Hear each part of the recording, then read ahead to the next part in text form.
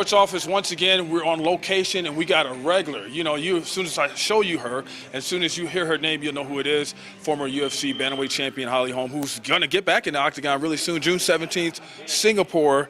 You excited about that trip? I'm very excited. You know, it's so far, but it's one of those things where it's just going to be basically me and my coaches, and everybody keeps, oh, I'm just so excited. And I am really excited to see Singapore. How awesome is it to go see a part of the world like that? But for me, I really just want to go there and work, you know, and that's what makes a trip happy, is a victory. So that's what I'm worried about. Returning back to the bantamweight division, you excited about that also? Yeah, you know, I'm open to either one. 135, 145 is fine with me either way. My goal is to always be working for the belt, so whether it be at 35 or 45, this is the next opportunity they gave me. I took it. And what about your opponent? What do you know about your opponent so far? Korea, she's very tough. She's, you know, as far as like her stand-up and her striking experience is not like super lengthy, but she's just one of those that has a lot of grit, and you know, she's ready to bang and ready to throw, and so that makes it a tough opponent. You know, you can have someone that has all the, you know, all the flash in the world, but if they don't have the heart, they're not going to do anything. So she's definitely very tough, and I'm not taking it lightly at all. So I'm ready for it. What was that stare down like? I know you guys had a stare down recently, and it looked like it was a little intense. Yeah, she's always kind of, you know, I didn't know what she would be coming at either. I knew it would be intense. That's kind of her, you know, she always has a little bit of charisma, I guess, with her opponents and her stare downs. So I just I figured it'd probably be a little intense, and it was. It definitely could have even been more. Who knows? And who knows what will come when we get to Singapore? So we'll see. Am I right about this? But it seemed like every time they do those stare downs, like you're just like, really? Yeah. What are you doing? You know? Yeah. You know, for me, it's like however they come is however they come, and I'm just there, and I'm ready for whatever it is. You know, you come intense, I'm right here. You're gonna be relaxed, I'm just right here. So no matter how it is, it's the same in my mind that when the bell starts is when it's gonna go down, and I'm here and I'm game and I'm ready. How's training camp been going? It's been good, no injuries, everything's been good. Everything's kind of coming together. We still have 2 weeks of hard training left, and so, you know, it's definitely that time to peak. I've been training very hard. I already feel in great shape, so just gonna let the pieces fall into place day by day as it comes to the deadline. You seem rejuvenated. You know, like you just seem like you know, I know you're always ready to go, but you just seem like extra ready to go. I don't know. Am I reading this wrong? No, I'm ready. I feel in a good place right now. I feel prepared, but not fully yet. You know, I know I still have a couple weeks left, and so you know, I don't ever like to really feel ready until it's time to go, and so I do. I feel prepared, but I feel like I still have, you know, a good 2 weeks left in me to really sharpen things up, and I'm just looking forward. I'm looking to the future, and let's just go. What about your popularity? You know, like it seems like it's just everywhere. People know you everywhere, and how are you dealing with that now? Because it's like, you know, even watching you walk to your car or something like that, people are always around you. How's that going? You know, it's everywhere, and it's all the time, and I'm thankful for all the support. The only time, I know a lot of people probably don't really see it that much, but the only time I like kind of lose is here at the gym. You know, people come in, video and take photos. Like, no. And it's not a personal thing with anybody, but I'll just tell them, like, turn your camera off. It's like, because this is your work environment. This is my office. Yeah. So it's that's the only time that I probably, and it's still out of support. People are excited, so it's not a negative thing, but it's the only time that that it's ever feels like, you know, it's really invading my privacy. So that's the only time that it ever is like a little, and like I said, it's not anything personal. Right. It's always like out of, you know, support. People love it, and that's, you know, I wouldn't have a job if I didn't have support. So gotta take it. Well, I remember at the beginning of this thing, like when we were at Mandalay Bay, and we're walking with you, and it was like slowly, like people, hey, that's Holly over here. That's Holly. That's Holly. You know, it was like a snowball going down a hill. Yeah. You know, it was just gathering, getting bigger and bigger. What is it like now when you leave New Mexico? You know, obviously at that time it was at the high. It was right after winning the title and going to a boxing fight where there's fight fans, where there, you know, so it was definitely very intense. And I can go places. I figure the more low key I am, the more I can kind of do my thing. And the people that come up are usually the fans that are true fans. Like, it's not like, people that say, oh, is that? They see someone else come up and they say, oh, who is that? I want to go find out. It's usually people that if I used to kind of just do my thing. Usually people come up are the ones that are very true fans, and they're usually excited for it. And so I try to embrace it. But, it is more, nationwide or worldwide than it used to be very local. It's always local, and no matter where I've been in my career, I have the support of this town, and it's awesome.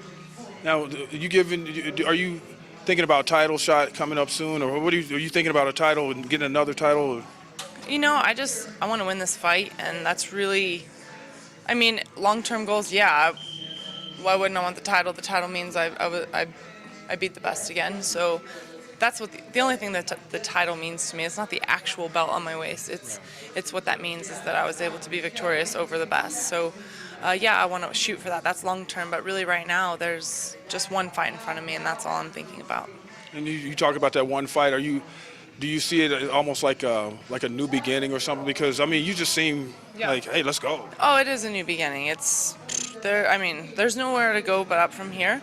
And I know that I've had 3 losses, but I know I've learned a lot from those 3 losses, and so I better make it worth it. And I'm going to make it worth it. It's not, it does come down to just performing that night. And I know that there's a lot of things I have to do that's right. With any fight, you have to do things right and not mess up, So, but I'm ready for it.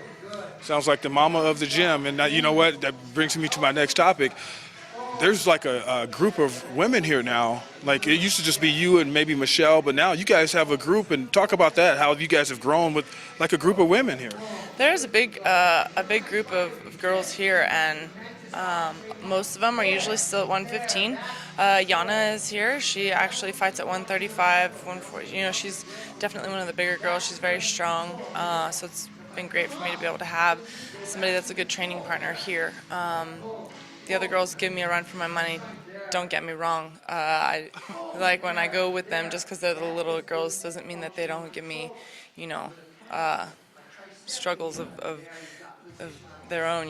They're quick, they're slick, they're still, it's just a different element. But it's nice to have a girl my size, and I love being able to have a group of girls together, especially for the girls that are here. For me, being kind of a heavier weight, it's a little easier for me to cross-train guys and girls. It's the little girls, it's a little harder. The guys still train well with them, but for me, it's easier for me to grab anybody on the team because I'm closer to size than a lot of the 115ers. So it's been good for me to have that, and I love that the ladder girls are here for each other as well. It's been great. Claudia's been here too, huh? Gadelha. She's very tough, and I think that it's one of those things that everybody's just growing together and learning from each other. And I think with somebody coming in like that, it's kind of kind of brings a little bit of a real kind of nerve into training, like how am I really going to do with this person? How am I going to, but I think that's good. It helps people to realize their own abilities and to learn where they want to get better, and kind of makes it real. Sometimes training can get comfortable if you're always with the same people and it's predictable, and so I love that the team is constantly changing, because that is one of the things that, it's unpredictable. You have a different sparring partner every round, and it keeps you on your toes. You feel like the mama of the gym? When I want to tell them what's bothering me, no, I know. You're here from day one, I do have to say I've been here longer than any single person in this gym. I have been. I don't ever see myself as, sometimes people say, oh, you're like a captain here. I don't see myself that way. The only time that I ever look at it and kind of want to say is if people are being ridiculous or disrespecting a certain way, then I want to be like, okay, that's enough. Right. That's when the mama bear Holm comes out for sure. Yeah, that's no.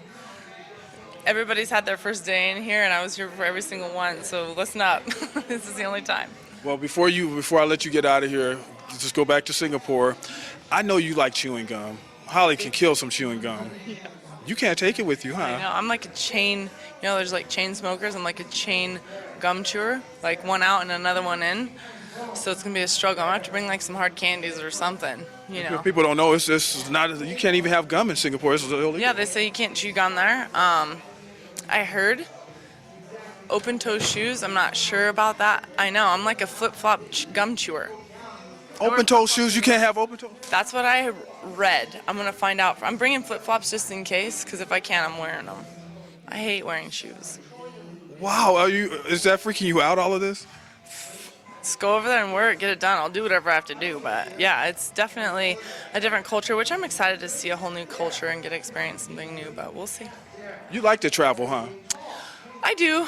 I like to travel and then I like to come home. So I do like to travel and see things and experience things. I always like coming back home as well. So.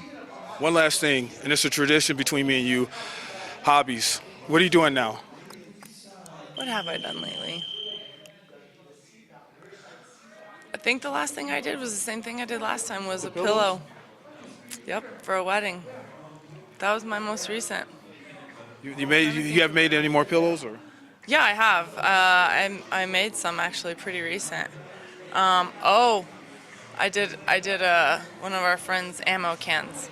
I personalized it, you know, like with his name and stuff on it. That was probably my most recent. What? You gotta tell me about this. What? Make a stencil, get some like, you know, paint that's gonna. It's an old school ammo can, like the old metal like green ones, and so I kind of made it look like army style. He actually used to be in the service, and so I personalized it for him. And he got another one, and now he wants me to do the second one. So. Wow, you just so talented. A photo of that. Well, I'll keep trying to learn. All right. She's Holly Holm, and Jared Chester behind camera. I'm Van Tate. We'll see you next time.